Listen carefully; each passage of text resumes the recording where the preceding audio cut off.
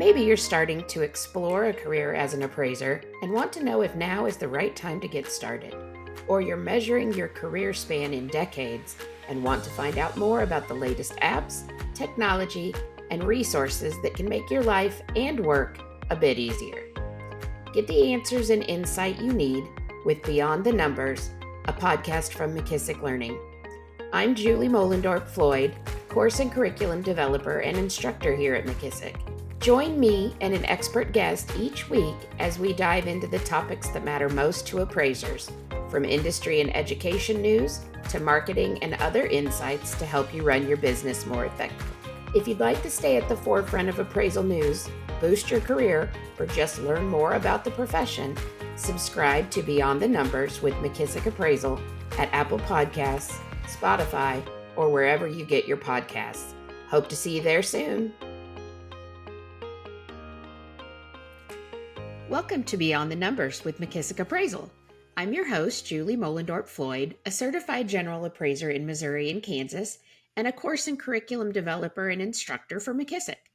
Today we're joined by Lamar Ellis, the president of Drone Education Services and a certified general appraiser in Georgia, to discuss using drones in appraisals.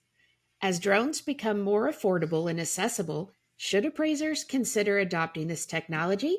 We're discussing this and common use cases to help you learn if this step is right for you. So welcome, Lamar, and thanks so much for taking time to talk to us today.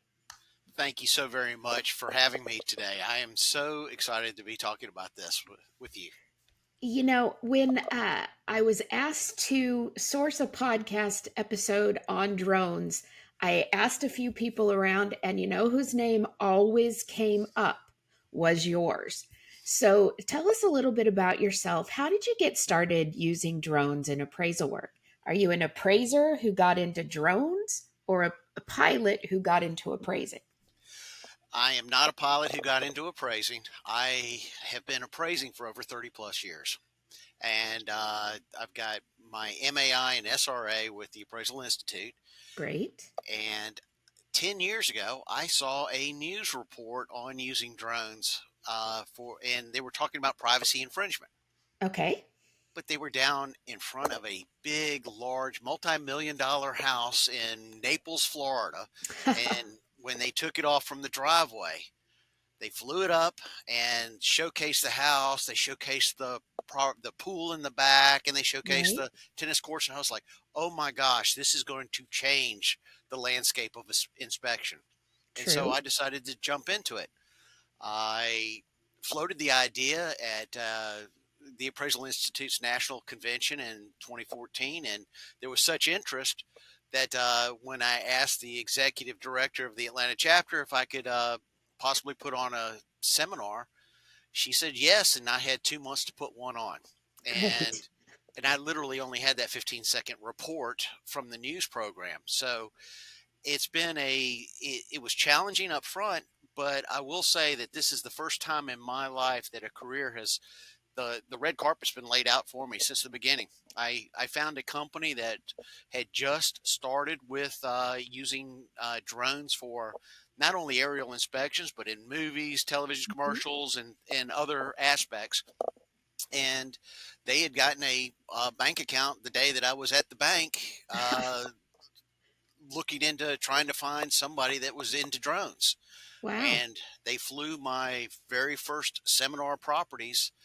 And over time, I actually got a chance to work with them. And so I've been in it for now 10 years. And yes, I do incorporate it into appraisals, but I'm more into litigation using it right now. So are drones for everyone in the appraisal practice, or when are they best suited for appraisal usage? They are definitely not for everyone. Okay. And, you know, it's almost as I kind of look at it as akin to being able to shoot a basketball or hit a ball with a racket. Right. Some people just can't fly. And I have seen that firsthand. So they probably shouldn't incorporate it. Now, it is still kind of a proof of concept model for a lot of the appraisal industry. But Okay. I am starting to see a lot of bleed over from insurance and Mm. development and brokerage, litigation, property management, that appraisers have got the ability to showcase those properties from different vantage points and break out into other real estate entities. So it So is I useful.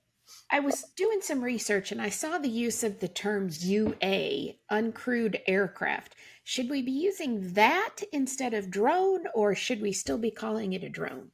It's kind of funny you mentioned that. They did a long article on drones. Now, drones actually was a term that was coined back in the 30s. Okay. They had modified a aircraft. The Royal Air Force had modified an aircraft called the Queen Bee, Okay. and we had Admiral William Stanley out there viewing this modified aircraft that was being used for artillery practice to shoot Okay. it down. And he said, "Oh, those are just a bunch of drones." Ah, And the term has stuck. And so it is kind of like a term that is now stuck with that technology. Yes, uncrewed aircraft systems are really what it is, but drone is something that everybody can relate to and everybody understands. so it's kind of like we call it a Kleenex instead of a facial tissue. Exactly, Okay. exactly. Yeah, yeah. Okay. And I I think get it. that term's going to be here to stay. I think you're probably right. I Right. think you're probably right. So, if an appraiser has an interest and they think they have the skills needed to use drones in their practice, what are some of the things they need to know? Logistics, regulations, what are things they need to be careful about? The drone industry is a fluid industry in the fact that we've got a lot of technology changes that are happening in the world right now as far as Right? utilizing a drone to get up into the sky and shoot pictures. So the first thing is that if you're using a drone for anything that benefits you for business or benefits somebody else for business, then that is a commercial use.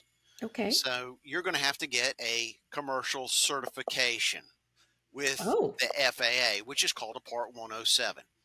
Now okay. now it's just really a test, and it's a test on manned aircraft terminologies and flying in the national airspace. It doesn't really teach you that much about flying as far as being at the sticks and in control of the drone. You Okay. also need to register your drone regardless of the weight. If you're using a drone for commercial purposes, it has to be registered.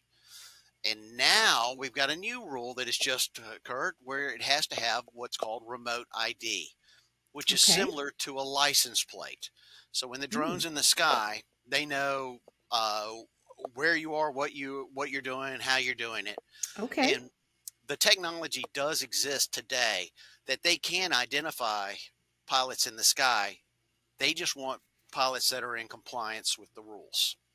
Okay. So you So can't just get a drone for Christmas and start using it in your appraisal practice. There's more to it than that, correct? there is a lot more to it, and the problem that we run into in the drone industry is the fact that you've got a lot of people that go out there and buy these drones and pass the test, but Mm-hmm. don't really ever practice the flying. So you really have to have a place to train and to Right. gain that experience. So where can someone get that experience? Well, you can always go and take a class with somebody, but really Okay. you're limited in the amount of time that you're there. So it's going to be the hands-on training that you're going to be able to do on your own. Okay. Now, I live in Atlanta, but I live in an area where I've got what's called Class G airspace, which is uncontrolled airspace, Okay. which allows me to take the drone up and fly it around without having to get an authorization or permission to fly it. Okay. So it is.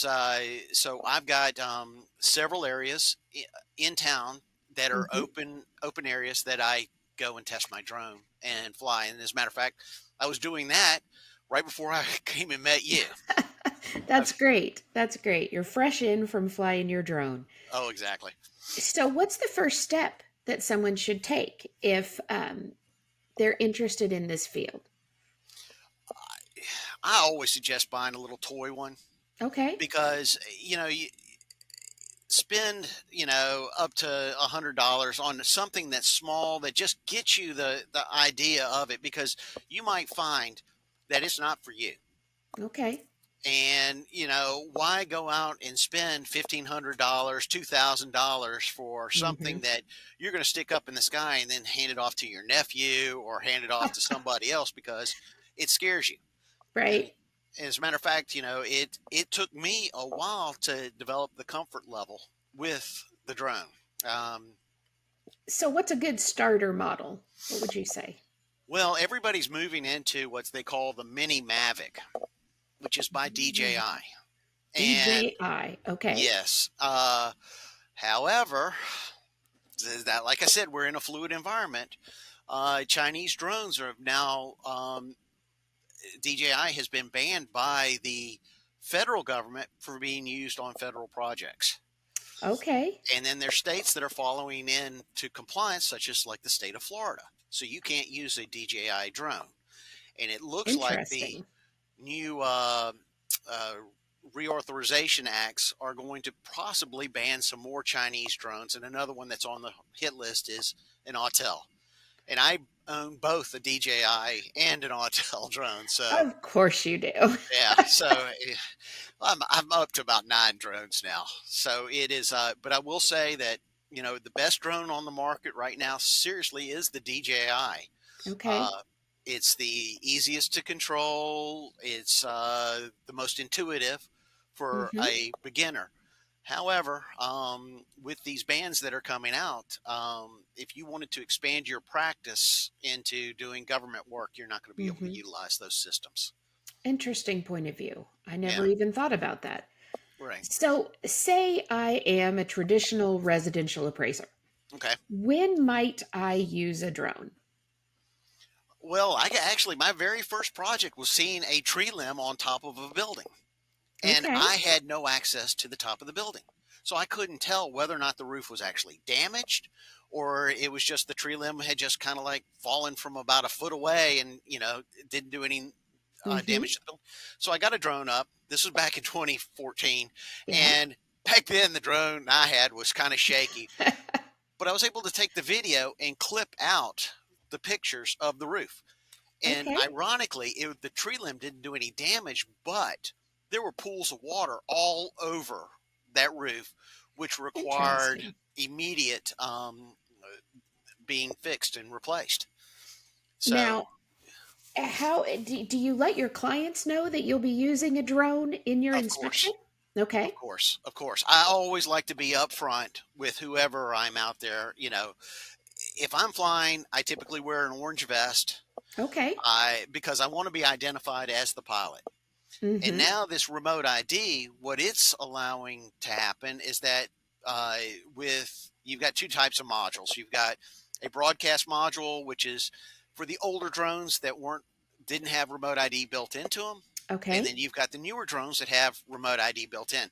Now, the newer drones with the remote ID built in will distinguish where the pilot is and where the drone is flying. Okay. So it gives a little bit helps to develop a safer airspace. Now, as Right. far as where you were talking about, yes, I like to identify and at least let people that are not involved in the direct operation that they understand that I've got something in the sky Hmm. that could potentially be hazardous if Right. something were to occur, because there are drones that have fallen out of the sky. Sure. And so I always, when I'm doing a pre-flight briefing to my clients, I'm always okay. The first 2 or 3 times, you're really going to be totally interested, but like everything in life, you're just going to get used to it, and you're going to forget that I've got a drone Sure. in the sky. Sure. So, So do you modify your scope of work on appraisals when you use a drone? yes, I do. I always mention that I've got a drone that I've utilized for the inspection. I don't like to give away the house when I am putting drone photographs into a report. I'll Sure. put in some key photographs that might show the layout of the land, different perspectives of the house, and maybe some of the surrounding neighborhood, and identify those as drone photographs. Okay. So you identify it as a drone photo in your appraisal report. Very Correct. interesting. But I don't want, if there is a possibility they want more, Hmm. then I can upcharge. Okay. I was going to ask that next question. Right. Do you charge more for appraisals when you use a drone? In all honesty, I have not been able to charge more for using drones Okay. with appraisal reports at this time. Right. But I am starting to see that there is a general movement towards having aerial photography and Hmm. videography that can be accessed, that can showcase more of a property. And that's Sure. what got me into doing some of the litigation work. That it's, they want to see the property from a different perspective because in the courtroom, it actually gives a more personal feel for the judge and jury. Sure. Expand on that a little bit. Tell me about how you use it in a litigation type case. Well, let's just say that it's uh, I'm doing conservation easements, and Okay. so there's rows of trees that were supposed to be there and now are no longer there, and you've got large acreage pieces, Hmm. hundreds of acres. Well, a drone can actually get up there, and I can fly the parameters of the property and fly the interior sections, and you can see. Have they done any kind of improvements to the property? Have they changed the property in any way? Hmm. Are they adhering to what they had signed off on for the conservation easements? Right. So it does give more of a, and like I said, it's a more personal feel when you're looking at it in court and you know where the drone is flying because I do an inlay showing where the drone is and then Right. showcase what the drone is looking at. Yeah, I see the massive use of this technology on something like a large ag property, a large parcel of land that it just isn't possible to walk the Correct. parameters, but a drone could capture that very well.